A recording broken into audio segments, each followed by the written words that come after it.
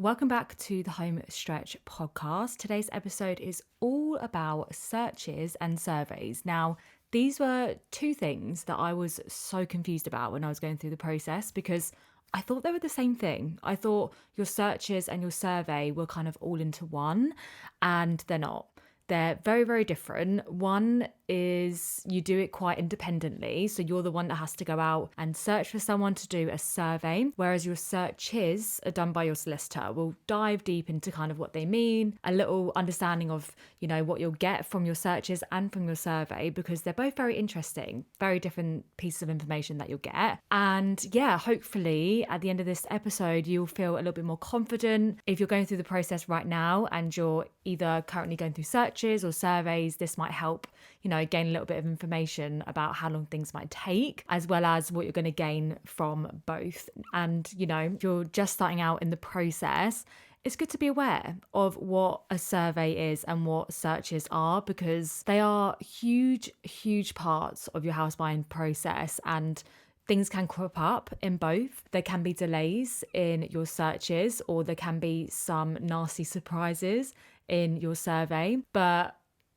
they're there to make sure that the house you're buying is not going to cause you a lot of damage in the future. So at the end of the day, it's there to protect you. And yes, both do cost quite a lot because obviously your solicitor does all your searches. It is still so worth it because at the end of the day, you want to buy a house that you're going to feel safe and comfortable in for many, many years to come. So without further ado, let's dive into today's episode. So first up is, what are searches? Now, searches is a process that's done by your solicitor after your mortgage gets accepted. So after, your mortgage is going through the process, being accepted, your house offer that you've put on your house has been accepted as well. So things are kind of moving into motion, and now you've instructed your solicitor to start the searches on your property that you're buying. So what are they and what does this mean? So basically, searches are a legal process that your solicitor will take care of,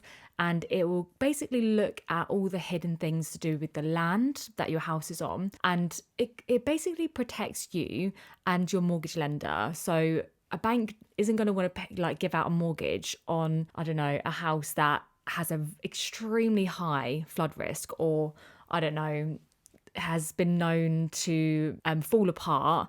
I mean, they might do. There might be lenders that do that, but it basically helps give clarity and confirmation to your mortgage lender and you. It's protecting you as well, because you don't want to buy a house that is falling apart, but it basically protects you legally, and that's why your solicitor is doing all these searches. So what you'll get back from your searches is, number one is your local authority search. Now, this is going to be around your kind of council, and it will depend on what council, what borough you live in, depending on how quickly this one might come back. So this will be things like buildings that are going on in the area, like near your house, or road schemes that's going around your area at the moment. So, and also planning issues and stuff as well. So for example, our house here, when we were going through the search process, ours came back that they're planning on doing, new homes in a building site, basically. It's actually not too far from here, but it's not super close either,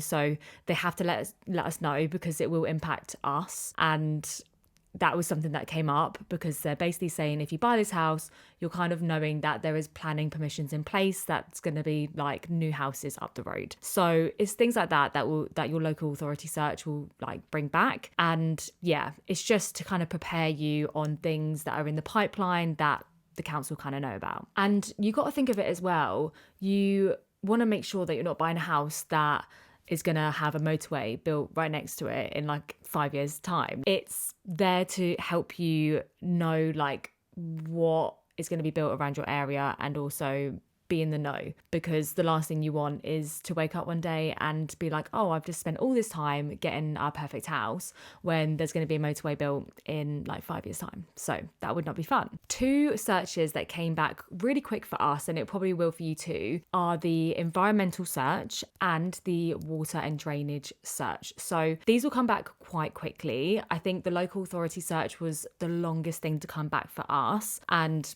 you kind of hear issues going on with land registry all the time and things, but your environmental search and your water and drainage search should come back fairly quick, because we got these back within maybe 2 weeks after our solicitor started the searches, and we thought, oh my gosh, we've got all our searches back in 2 weeks. That means that this whole like process is really quick, right? No, that's just one small part. So if you do get kind of little bits back here and there, that doesn't mean your full searches are all finished. It just means it's coming back to you in little parts, and like the council search is like the one that takes the longest, basically, because each council will be different. One might take 8 weeks, one might take one. So it just depends what council and borough you're in and how quick like they're on it, basically, to give your solicitor those details. So I'm not really too sure if you can research like different councils and who's quick and who's not. I don't know if that's a thing, but if it is, that would be really useful, because then you can get like a kind of rough estimate of how long that council actually takes.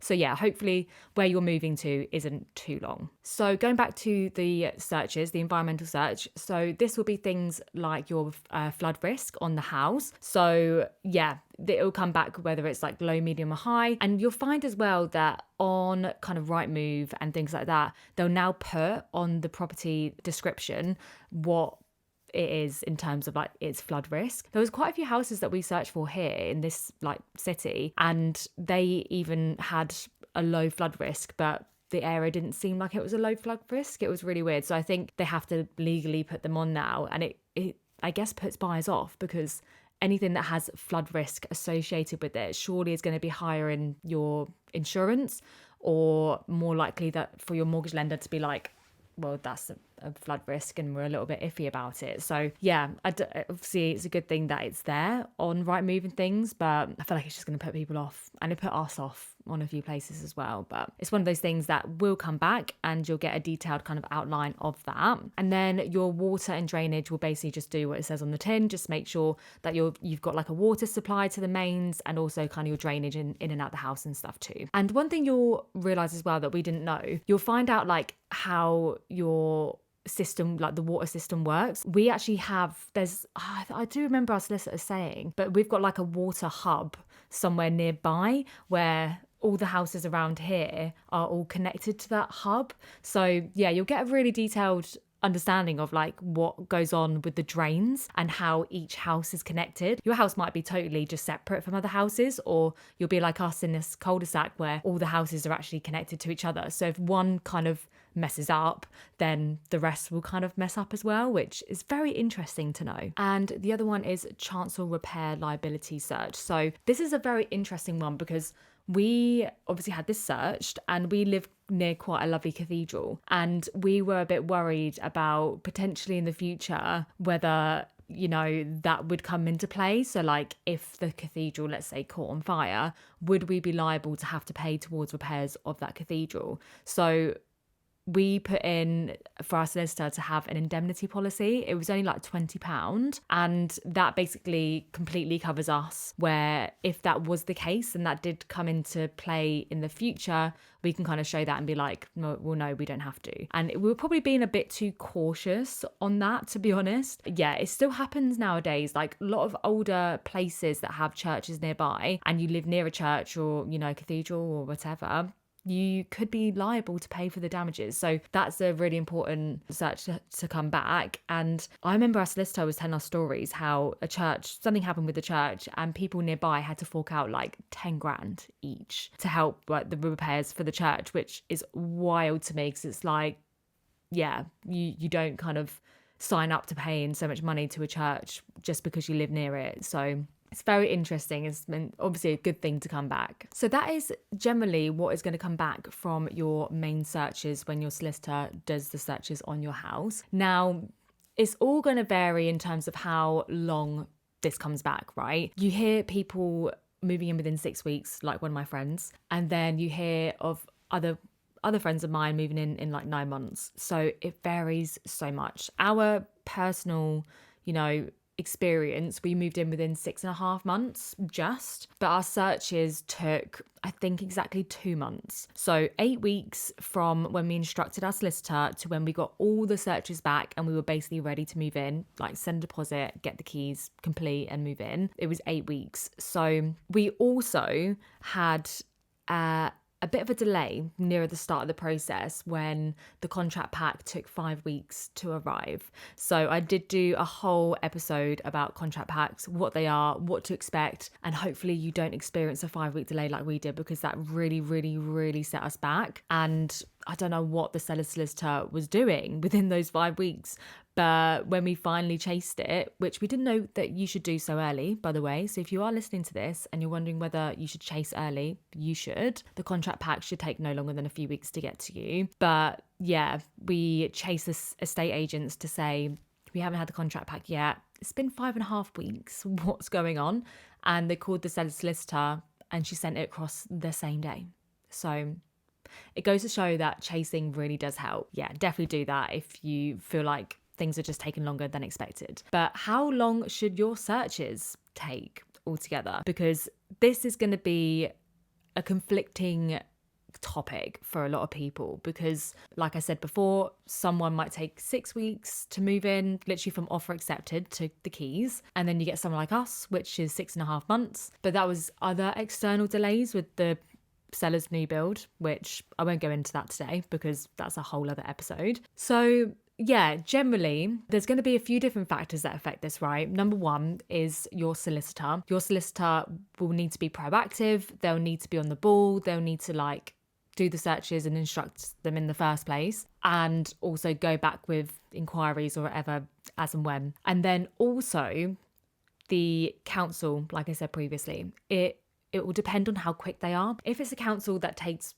like I said, 8 weeks to get things back to a solicitor, that's 8 weeks in total for your searches. So the council would definitely have something to play with it as well. So hopefully, the council that you go with isn't that long. Ours wasn't too bad in Cambridgeshire. It was actually fine, to be fair. But yeah, so ours altogether was 8 weeks. There was a bit of a delay with ours. Obviously, the start of the 5 weeks of the contract pack took ages, but after that, yeah, it was about 3 weeks after we got all of that and they actually done the proper searches. So realistically, our searches weren't that long, thinking about it now, but on average it probably takes anywhere between 2 and 6 weeks on the average. Anything more than that, you want to kind of start chasing, seeing what's going on.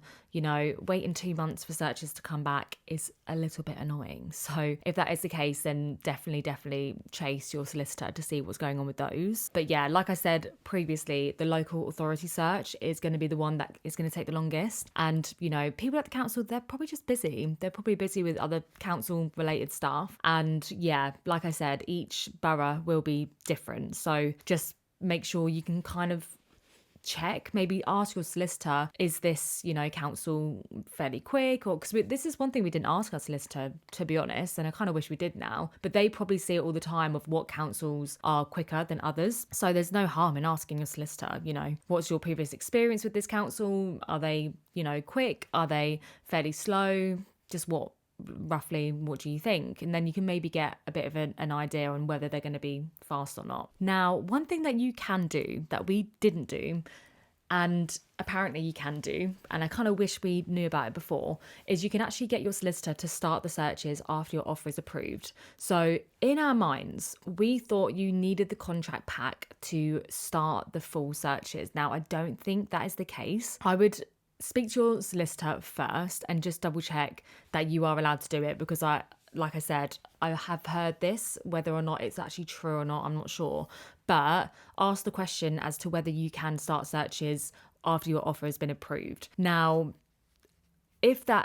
I really wish that was a thing when we were going through the process, because then we'd have missed out on that 5-week delay of getting the contract pack through from the seller's solicitor, and then the main searches would have been underway and probably finished by the time the contract pack came through, and then inquiries could begin going backwards and forwards. So that's another thing that can add a lot of time to your house buying process, is inquiries, when your solicitor will bring up things to the seller's solicitor and they'll go backwards and forwards constantly about making sure the the I's are dotted and the T's are crossed, you know? So yeah, it's very, very, very hard to say how long searches will be.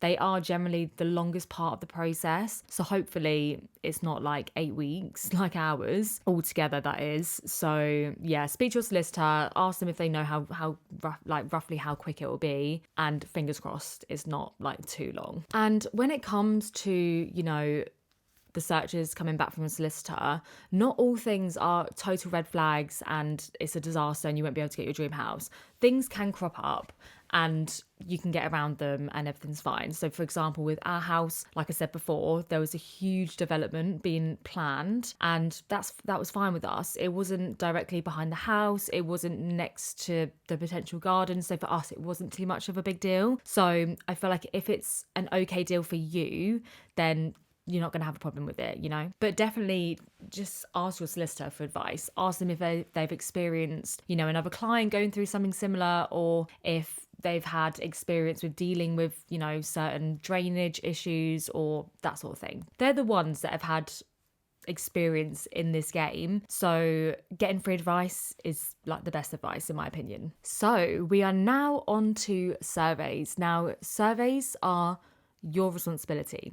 As the buyer of a property, the survey is your responsibility. Now, some people don't do surveys, and I will never understand why someone wouldn't do a survey on the house they're buying. If you're getting a mortgage out for a lot of money, why wouldn't you spend a small scale amount of money compared to the mortgage you're getting out on this property on like a survey that's going to potentially bring up things that you didn't even know about? And experts are able to see, I don't know, cracks in the ceiling, things going on the brick on the outside, things that you don't pay attention to when you're viewing a house. You're just looking at the aesthetics. You're looking at, I can picture my life there. I can picture our garden looking like this in a few years. You're not looking at the minute details that a surveyor will do. So I personally think surveys are very, very important, and why people won't get them, I do not know.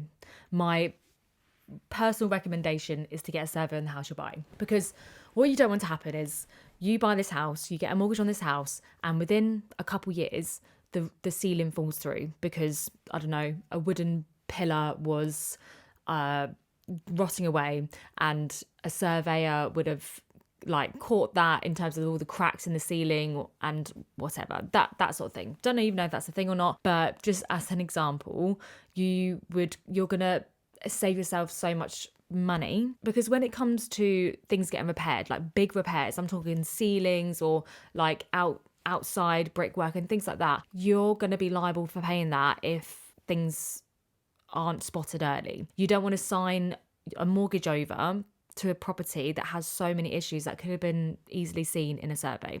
I don't get why people don't do it. So what happens when you look at surveys? So in terms of timings, us personally, we did this straight away. We independently looked for and outsourced a surveyor in the local area. I think we got about 3 or 4 different quotes. So look at different ones online. We went with kind of like Google reviews and things like that. We called up a few, got a few quotes, and then finally went with someone. So what will happen is they will get in contact with the estate agents, or I think we handed the estate agents the guy's details. I can't remember which way, but they'll basically liaise with the estate agents to find a date to go to the seller's property, such a tongue twister, and do the survey. So a survey is basically someone that comes around the house and they'll look at things. I don't know if they test things, or I'm not too sure, but they'll basically look at a property and give you a very, very, very detailed kind of booklet, but an online booklet, because ours was online. And ours was like 90 pages long, by the way. 90 pages detailing things about the house, things that we didn't even think of, like wood on the outside that's kind of rotten away that might need to be replaced soon, like just things like that. It's crazy. But they'll basically give you like a really detailed booklet of information about your property. So you'll outsource them, they'll speak to the estate agents, they'll book in to come here and go and do the survey. They'll do the survey, which might take half a day or a full day, I don't know, because I've never been around a surveyor when he's done a survey, and the sellers was the ones that were here. By the way, you do pay this before he comes round and does the survey. So we paid this up front, and I will go into the costs and stuff in a second. So after he's done the survey, they'll now go back and kind of type up their report and blah, blah, blah. Like I said, ours was 90 pages, so it must have taken a while to do. And then we got the report back via an email. So we got this back maybe 2 weeks after the guy done the survey. So all in all, it probably took about 3 weeks from when we called the guy to when he booked in the appointment, he done the inspection, and then he sent the full report. So yeah, that was about 3 weeks. Now, a lot of people, I've heard quite a few stories of people leaving this quite last minute, and then that's a delay on like people exchanging and completing on a property. If I was you and I was doing it all over again, I would personally do this very early on in the process, because you're going to be one step ahead of the game. And you're going to be the one that's being proactive here and actually getting this ticked off and done. Because as a buyer for a property, there's not a lot you can do. This is one thing that you do have control over. So use it wisely and use it to your advantage. Get it done, get it sent, get it ticked off. When I say sent, I mean send it to your solicitor. Now, obviously, a survey isn't like, you don't have to have a survey. It's not like something legal where you have to tick it off and send it to a solicitor. You don't. But we sent it to our solicitor because he could then have a little look at it and see, you know, you might need to look out for this, guys, or you might need to look out for that if they're like a decent solicitor. But it's just extra evidence and information for them, just for them to have, I guess. I don't know. But yeah, our solicitor wanted our full report after we got it done. So we got ours done really, really early in the process. And then that was great. We were being proactive and we had that bit ticked off. Now, when it comes to surveys in general, so the pricing and things like that, in the UK, I think it must be in the UK, but it's definitely in England anyways. You get 3 levels, level 1, level 2, and level 3. Level 1 is for kind of newer properties that, you know, aren't that old. Not necessarily new builds, because with a new build, I think it's more of like a snagging survey that gets done. And that's like a separate thing to this. But level 1 is just a bit more basic and not as detailed of a inspection, if that makes sense. And it's the cheapest out of all of them. So that is, I think it's anywhere between like £200 and £350, probably somewhere within that ballpark. I'm not really too sure because we didn't go for that. We went for a level 2 survey. Now, most people go for a level 2. It's the most popular. It's about, I think we paid about £650 for ours, and the range in the price can be probably anything from like 500 to 700. I don't know. They might add more money. They might be cheaper, or I think the rough estimate on the pricing is like 600, 625, maybe 650. We probably was in the upper end, to be honest, but it is what it is. The guy had loads of good reviews, so we just went with him. And so this is a more detailed, you know, inspection compared to level 1. And like I said, we got a 90-page document booklet type thing back from this, so it's obviously worth what you're paying. So that is the main one that people do go for. And then you get a level 3, which is basically if you're buying a property that is like a kind of a fixer-upper, or it's like really, really old, or you know that there's going to be a lot of work that has to be done on the property, then go for a level 3. Now, we obviously didn't go for this, so I don't know roughly how much it is, but I think it's in the £1,000 mark, around there. Might be a little bit less, might be a little bit more, but again, it's a more detailed inspection, so they'll go into like even more detail than the 90 pages that we got back from ours and our level 2. If you know the house you're buying is going to be a lot more work and you're going to have to do a lot to it because it's like crumbling to pieces or whatever, then go for a level 3 for sure. I do just think getting a home buying survey is just great for your peace of mind. You're going to be very calm knowing that you've done like these checks on a home, because like I said, you're putting a lot of money, a deposit, a mortgage, etc. into this house. Why wouldn't you pay just a little bit just to get this done? So I think they're really good. And like I said, we got loads of information from ours. Another thing that is a kind of survey type thing that your mortgage lender will do is a mortgage valuation. Now, this whole thing is automatic as well. This is something that your mortgage lender will do. So let's say your house offer has been accepted. You go with Halifax, for example. You've bought the house for, let's say, £300,000, and basically Halifax wants to make sure that what they're giving you as a mortgage, let's say you're putting down a 30 grand deposit, you want to take out a £270,000 mortgage with Halifax. They want to make sure that the house is worth that money, and that the money they're lending you is worth what they're getting back, if that kind of makes sense. It's basically to make sure that the price that you've bought it at isn't way under or way over what it's actually valued at. Now, I've heard a few circumstances of this being different, like the mortgage valuation from the bank is different to what the person's like been accepted for. And I think you can liaise with the estate agents and the sellers about changing the price if the bank doesn't think that it's worth that money. So I don't know, ours was absolutely fine, but it's just another thing to be wary of. Now, this is something that happens automatically, and it's not like someone from Halifax is going to go to the house and check it out and make sure it's like worth that. This is something that is done online. So it's usually about 3 days after your mortgage gets accepted. And yeah, it's basically just to double check that maybe it's not before your mortgage gets accepted. Maybe it's when your mortgage is going through the process and it's to double check before they give you an accepted offer. It's definitely around the time that your house offer gets accepted. And I think for us, it was within 5 days. So yeah, whether or not we got a mortgage accepted before or after this, it was all very, very close together. So I can't really remember. But yeah, this is something that happens automatically and your bank will do it themselves. You don't have to like instruct or go out your way or that sort of thing. So that's just another thing, another kind of survey that gets done around buying your first home, but that's not something that you need to worry about. Now, a few red flags when it comes to like surveys and stuff when your, independent surveyor is coming out to do the survey. Japanese knotweed. If you have not heard about this, then listen up, because you want to hope that your dream house that you're about to buy, that you love, doesn't come back and have Japanese knotweed, because it's apparently an absolute nightmare to get rid of. Luckily, we don't have it anywhere on the property, and I don't know of anyone else that has that either. But apparently, it's something that basically embeds into like anything and everything. So if it's like in and around your home, it's going to be really hard to probably resell your house in the future.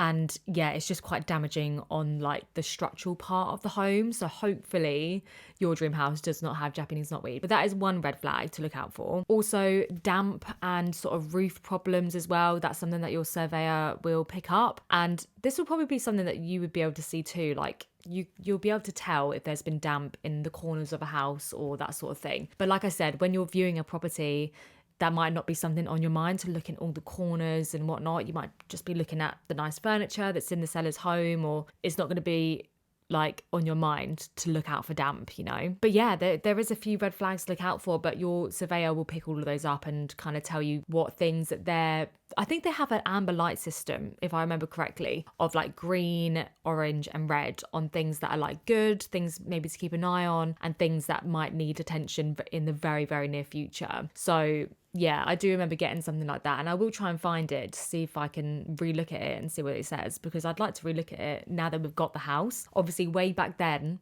we hadn't exchanged or completed yet, so we might have not even got this house, which is another really annoying thing about the house buying process. You can go do all these searches and, pay all of this money, but you might not even get the house.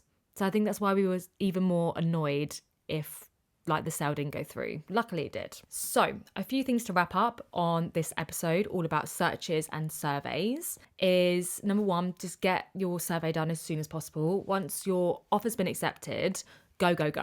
Be proactive, order the survey, and just get this done and ticked off your list, and then you don't need to worry about it. Another thing is to remember that red flags do not mean deal breakers. Things can get sorted. I mean, even in terms of Japanese knotweed, there might be an exterminator that could get rid of Japanese knotweed. I don't know. But things just, don't look at things as complete and utter deal breakers. There might be things that you can get around. Obviously, speak to your solicitor who will have the best advice, and even the surveyor as well. And also, one of the main points that I want to leave you on, which I wish I mentioned earlier because it is actually very important. When you get stuff coming back from your survey, and let's say it's quite a large piece of work that needs to get done, maybe it's like a roof that really needs replacing or fixing, that sort of thing. You can use that in your negotiations to go back to the sellers, estate agents and sellers, with another offer.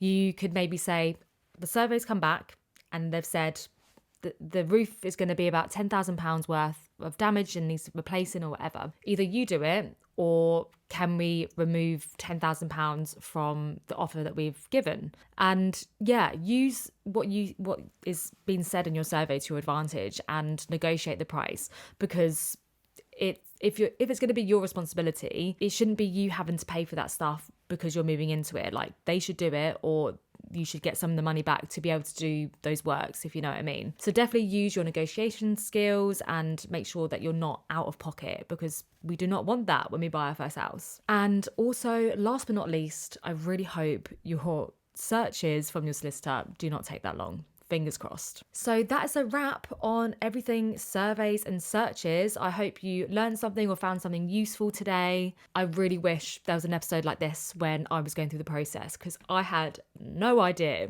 what we were getting ourselves into. So yeah, hopefully I've explained that in fairly easy terms. Hopefully you feel a little bit more confident going into the house buying process. So thank you so much for watching, guys, and hopefully I will see you next time.